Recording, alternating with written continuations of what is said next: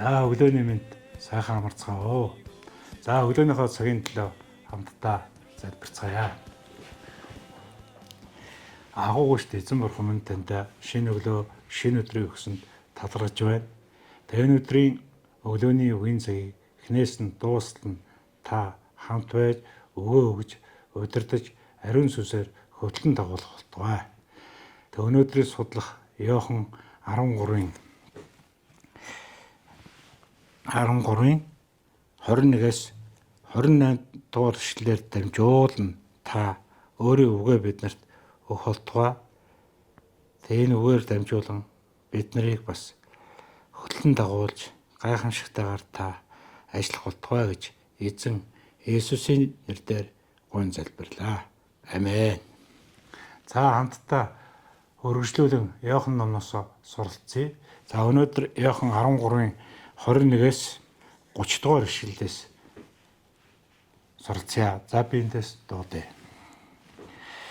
Есүс эдгээрийг хэлээд сүнсэндээ шаналж гэрчлэн үнээр би та нарт хэлье. Та нарын нэг чинь надаас урвна гэдгийг урвна гэлээ. Хэний тухай ярьж байгааг нь мэдэх гэж гайхширн шамнар нь бие ажив. Шамнарынх нь нэг Иесусийн хайрлсан хүн Иесусийн чэйж надад сууж байлаа. Гэтэл Симон Петр түүн рүү очиж дохиж хэний тухай тэр ярьж байгааг асуугаач гэв. Иесусийн чэйжийг налан байхдаа тэрээр эзэн минь тэр хэн юм бэ гэсэнд Иесус энэ далхыг би дүрээд хэн дөгн тэр нь мөн гэж хариулаад далхны хилтерхийг дүрж Искариотын Симоны хүү Юдаст өгчээ. Далхны хилтерхийг аваад түүнд Сатан шүглэв. Гэтэл Иесус Юдаст хийх гэж байгаа юмаа хурдан хий гэлээ. Харин духлан суугчдын хинж юуны улмаас Иесус тэгж хэлснийг мэдсэнгүй. Юдаст мөнгөний хүүдий байсан тул Иесус түүнд баярт зориулан бидэнд хэрэгтэй юмыг худалдан ав эсвэл ядуус юм өг гэсэн байх гэж зарим нь боджээ. Тэгээд Юдас далхны хилтерхийг аваад тэр даруй гарч явлаа. Тэгэхэд шөл байваа. Амен.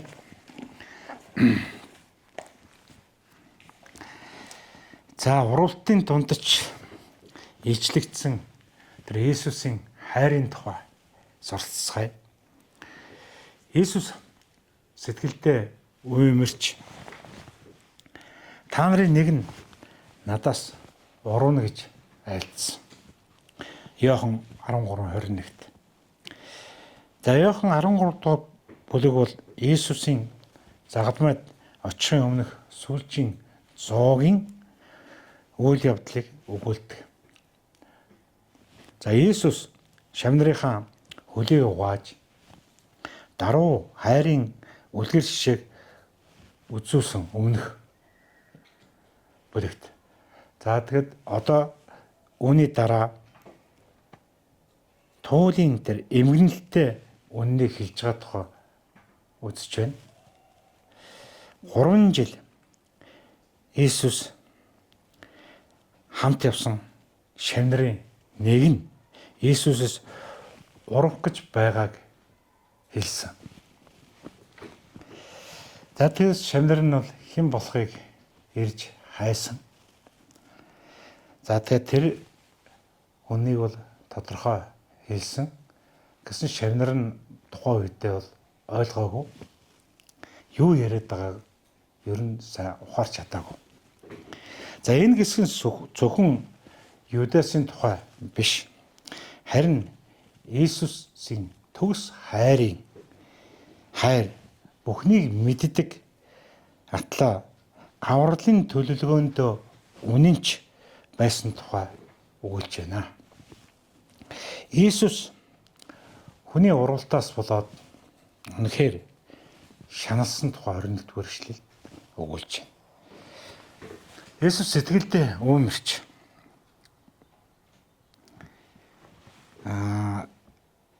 тэр бол өвдөлтийг бол мэдэрч хэлсэн. Гунигэлдэг. Тэгээд тэр бас уралдын шарахыг бол амсдаг. Юдасууд дайсан биш. Түүний дагалдагчдын нэг шавн байсан. Хамгийн ойрын хүн уруух нь бол хамгийн хүнд шархуулдаг. Итгэгч хүнч ойр дотныхоо хүмүүсээсээ болж шархалж болно. Гэхдээ Иесус энэ замыг бол туулсан учраас биднийг бол ойлгодог. Бид ч бас түүнээс суралцж байдаг юм аа.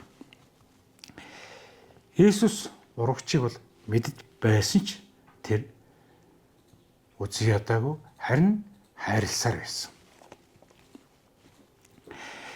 Шавнар нь гайхаж хийм бол доо гэж хоорондоо хийнагшин Петр Иоханд дохио гэж асуухад Иесус зоог барьж явах үедээ далхыг дарсан түрээд хинт өвн тэр мөн гэдгийг бол хэлсэн. Тэгэд хэлснийхаа дараа Юдас тогтдог.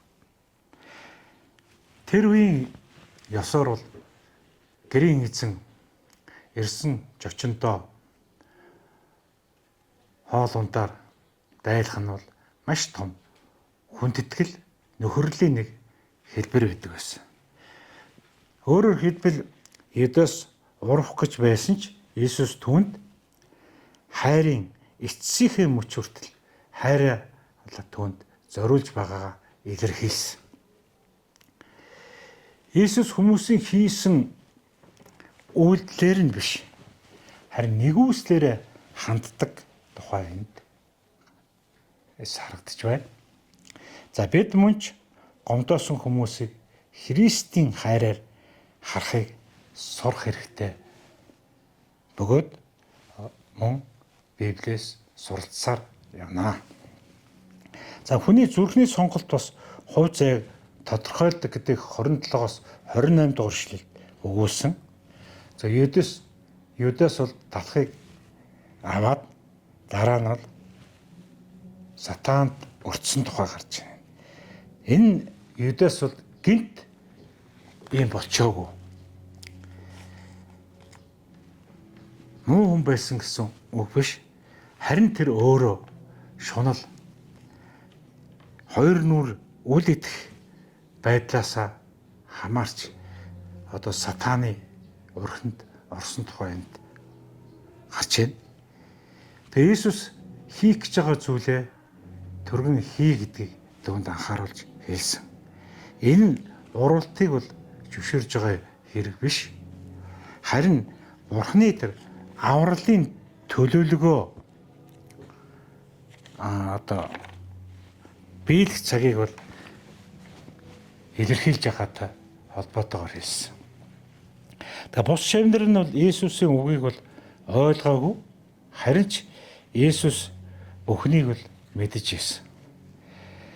За эндээс бид юуг суралцах вэ бол хүн зүрхээ Бурханд нээх үү, эсвэл нүгэлд нээх үү гэдгийг өдөр бүр бид нар ийм сонголттой тулгарч байдаг. Тэгээ сонголт нь бол та бидний гарт оюун бодол байдаг, зүрх сэтгэлд. За өнөөдрийн үндсэн зүйлэд дүгнээд хэлвэл энэ хэсгээс бид 3 зүйлийг харлаа. Иесус бидний шарах янз бүрийн тэр уруултыг бол мэдэж байдаг. Бас мэдээ зогсохгүй ойлгодог эцэг юм аа. Хоёрт Иесус уруултын дундаж хайраа орхидгүй хайрласаар л байдаг тухай мэдж авлаа. Гуравт хүний мөнхийн хувь заяаг зүрхний сонголт бол шийддэг юм байна. За өнөөдөр бид энэ сургаалаас бид Христэд үнэнч явахыг бол анхааруулж байна. За мөн бидний зүрх Христэд бүрэн нээлттэй байхыг бол бас ойлгуулж бид бас Иесус Христийн хайрыг хүлээн авч тэр хүлээж авсан хайраа бусдад түгээж байхыг бид нарт сануулж байна. За тэгээ та бүгдийг уриалахад эзэн Иесус Юдасыг хүртэл өөрөөсөө ургасан тэр хүнд хайраа үзүүлж байсан бол өнөөдөр ч гэсэн нэгүслийн хаалга та бидний өмнө нээлттэй байгаа. Иесусийн дуудлагыг сонсож зүрхэн хатууруулахгүйгээр дуулууртай эзнийг дагсгая гэж уриалж байна. За ингээд энэ цагийн талаа хамтдаа залбирцгаая. Эзэн Иесусээ та уралдын дундч хайрын орхидгүйд нь баярлалаа. Бидний зүрхийг шалгаж танд үнэнч байх хүчийг өгөөч. Биднийг хоёр нүртэй биш, итгэлтэй, дуулууртай шав болгож өөрчлөөч. Таны хайр бидний амьдралд үргэлж нэгдүгээрт байж таныг ойлгоход биднэрт та туслаарай. Иесусийн нэрээр залбирлаа. Амен. Эзэн эвэгэ.